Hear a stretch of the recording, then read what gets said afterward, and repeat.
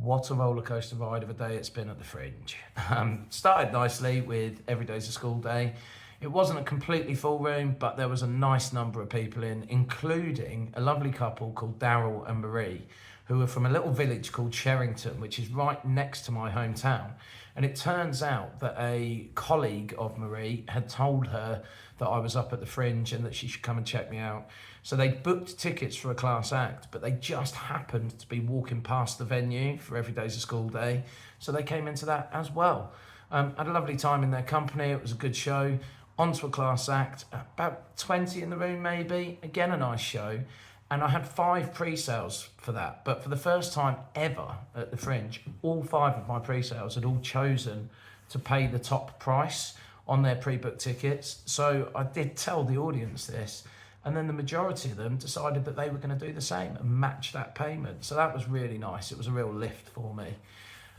Then went on to Jokers in the Pack, and this is where the roller coaster came. It just took a tumble. I was emceeing again because Ryan is still ill and struggling with his voice. It was just one of those moments where you introduce yourself on stage and instantly know that it's going to be a struggle. The audience were just really, really low in energy. I know it's a Sunday, but it felt like being in church. They did laugh a little bit at certain things, and as the gig went on, it built a tiny bit of momentum, but it was just a really tough one, and it left me sort of feeling really unhappy about how things were. Tried to cheer myself up by disappearing around to the Three Sisters with Masai Graham, who's on the show after me. We went and watched the first half of the Newcastle-Liverpool game. I was really cheering for Newcastle. I wanted them to dent Liverpool's hopes this season, which they didn't quite manage. I didn't watch the second half, but I have seen that right at the end, it all went horribly wrong. And then did Wes's gig in the evening, which was lovely.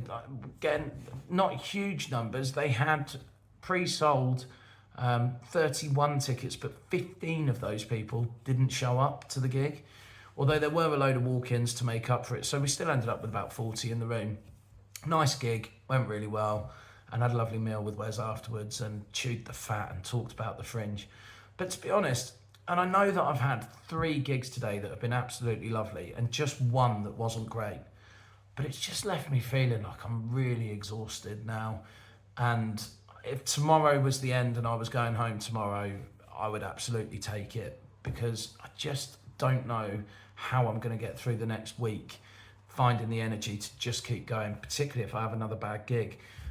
But either way, I will let you know how I get on.